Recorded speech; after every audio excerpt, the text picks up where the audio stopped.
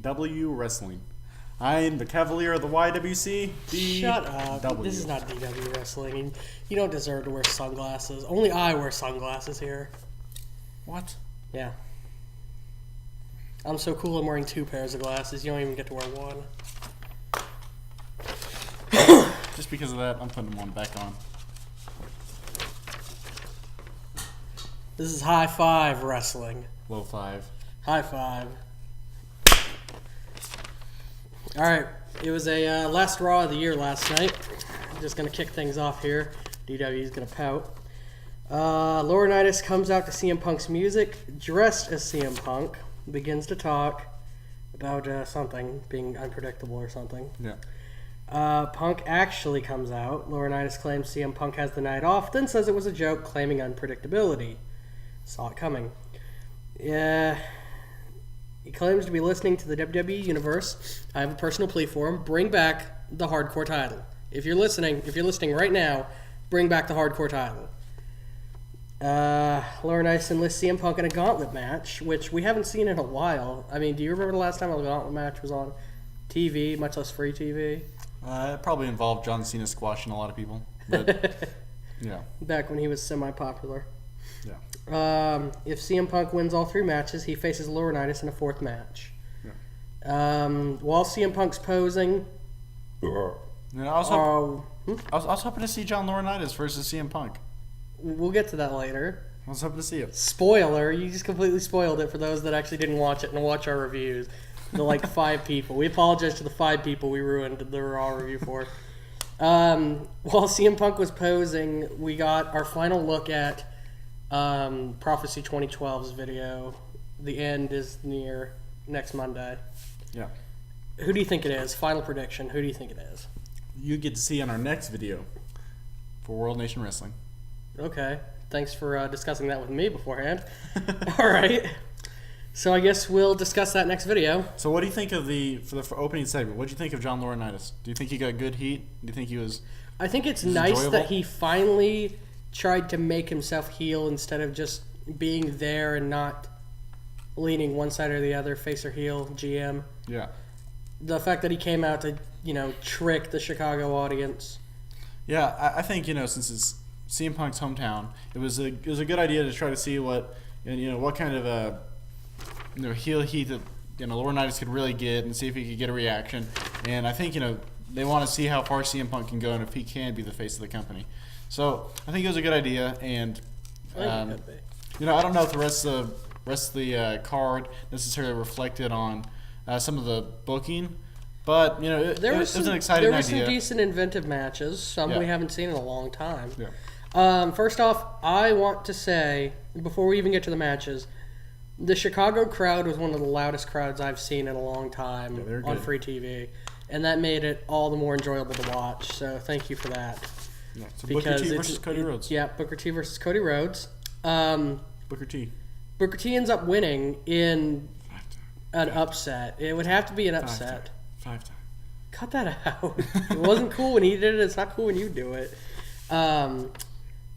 It was just kind of interesting how Booker T got his ass kicked most of the match. Then all of a sudden, he's got a scissors kick, so Cody Rhodes is going to flop. Well, I enjoy Booker T. I enjoy Cody Rhodes, and I think this is a good feud. It's a better feud now that Booker T finally pulled off a win. It's not so one-sided. Yeah, it's good to see a win, on both sides, and so we'll see where this goes. And I'm glad they're continuing the feud. I don't know that they should have necessarily had a clean finish like that and kind of de-push Cody Rhodes like that, but hey. Well, this whole feud is, how I feel about this whole feud. Yeah. The King, Jerry the King Lawler, announced the 3 opponents for CM Punk. Jack Swagger, Dolph Ziggler, and Mark Henry. And if he won all 3, he goes on to face John Laurinaitis in the 4th match. Yeah. Next is a scene where Laurinaitis talks to Brodus Clay, claiming he'll be on Raw next week. Nope. Wait till the Rumble. That's what they need to do. That's probably what they're doing. Yeah. Or some kind of Rumble. Laurinaitis announces Big Show versus Otunga, where Big Show has one arm tied behind his back. Yeah. That was interesting. I don't think you want to watch that match. I was actually interested in that match. It was a variety match, the kind that you don't get to see very often from the very uncreative WWE booking. Yeah, well, I don't know. Kind of well, it wasn't my thing. I don't really care to ever see Jennifer Hudson's husband on TV, but kind of a waste of time. And Big Show as a face on the mic is the most boring thing. We'll get to that match though, right? Yeah, I think it's down here somewhere. Eve Torres and Zack Ryder versus Tyson Kidd and Natalya, who were introless, in a mixed tag team match. Something else you don't get to see very often either. Yeah, we saw some good invented matches in this card, but I mean it was a boring match. That wasn't that good back and forth, but it had divas. So what do you expect? I just had to ask one thing, and the King brought this up too. What happened to the ref at the end? I don't know. It looked like he was getting pulled out from under the ring by something, but it was like he slid over there and he was falling out. He's like 1, 2, I'm falling 3, and like it looked like he was being pulled under the ring for some kind of like weird shtick or something, and nothing ever happened. But the King asked twice, "What happened to the referee?" And I was like, "Oh, well, maybe that was planned." No, it looked like he just fell. Must have been David Hart Smith wanting to be back in the WWE. We'll take this time to go ahead and say a word for our sponsors, which is Diet Coke. Or no, you can't even put that in. Diet Pepsi Vanilla. We're not getting paid after that. Thanks. Delicious. It's not even their slogan. It is now. Their slogan is "Aw, delicious." John Cena comes out to address the crowd and calls out Kane. Yeah. John Cena versus Kane is announced by John Cena himself because, of course, he's honorary GM of everything. Yeah.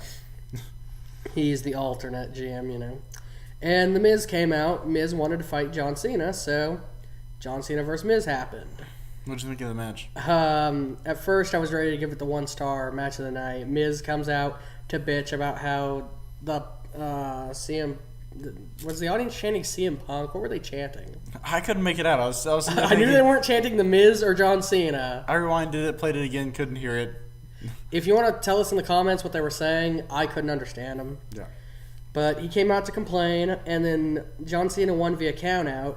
Although I do have to give Miz a +1 for making fun of the Chicago Bears, one of the worst NFL teams ever. Go Pack Go. Agreed. And then R-Truth came back. That was a quick month. Yeah.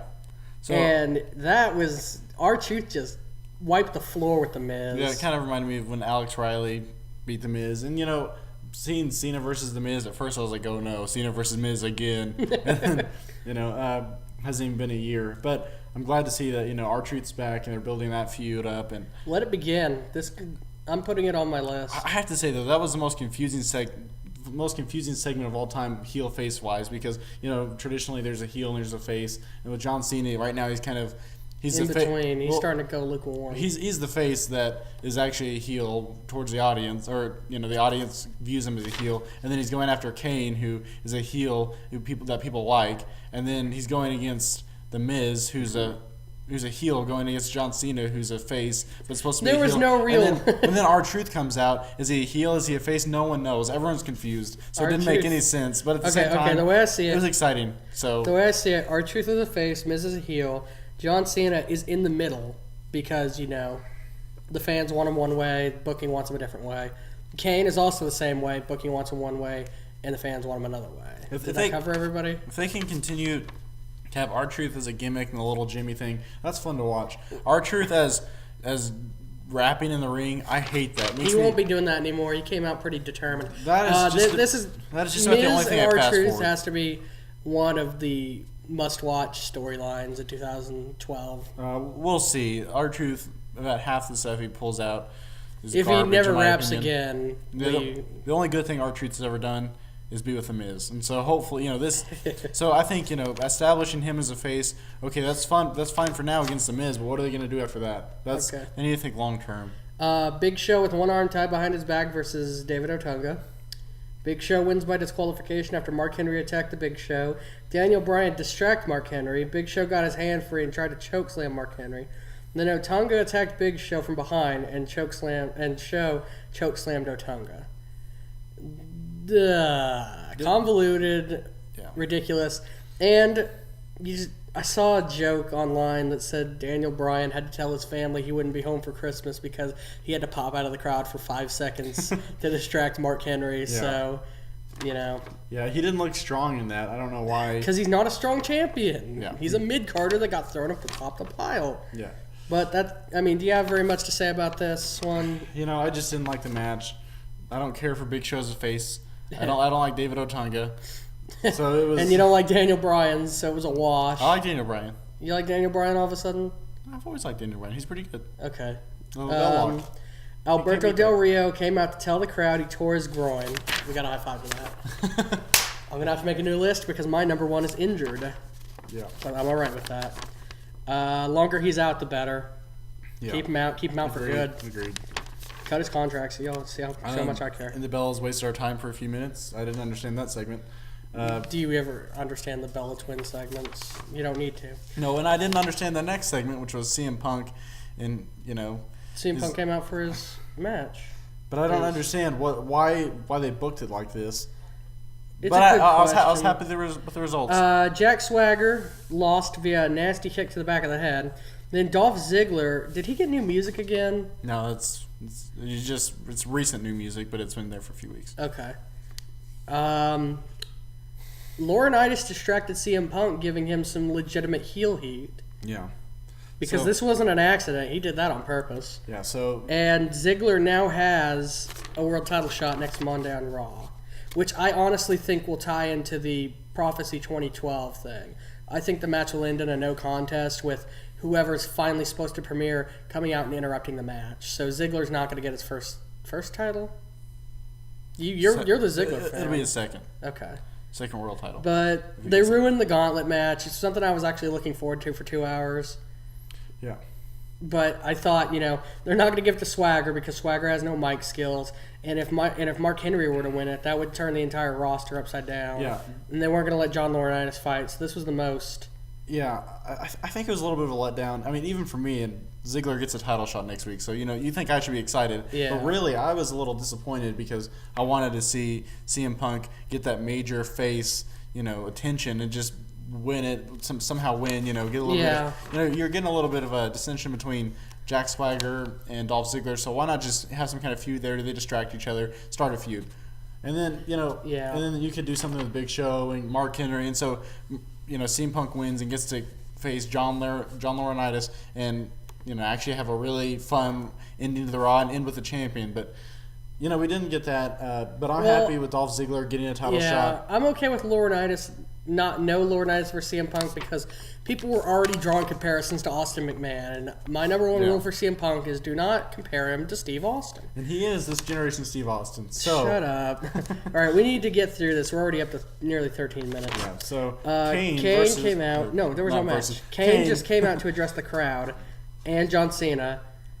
Kane with some awesome mic skills, leading a Cena sucks chant as Rob faded to black. Yeah, with half the crowd getting vocal about Cena sucks and the other half chanting John Cena. What did you think about this segment? It was a good way to cap off a pretty mediocre year in Raw. Yeah, I think that this was the best segment of the night. Definitely, because Kane has some unmatched mic skills for someone who's so demonic, evil. Yeah, and we get to see a little more of a tease of John Cena turning heel.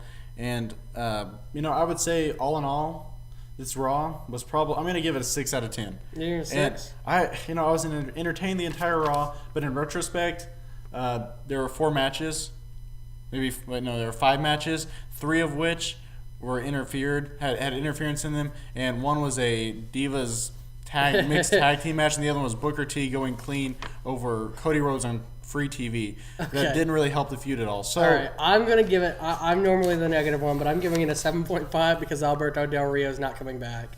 And that was the best news of the night. Well, it was a little lackluster, in my opinion. It was better than most of the Raws we've seen over the past month and a half. It was entertaining and continued the feuds, but there were no good matches, and that's... some people still watch that. Well, you want good matches, buy a pay-per-view. So in conclusion, I would have to say that if John Cena does not turn heel at this point, because they've wasted so much time with that, it's going to be the biggest dick tease in the history of dick teases. So we'll see what happens with that, and it's exciting to see what's going to happen at the next Raw with the Prophecy 2012 is going to interrupt the title match. I'm calling it. Yeah. All right, let's get out of here. Okay, well, we've been High Five Wrestling, and we'll high five you later. And don't forget to check out our next video at World Nation Wrestling.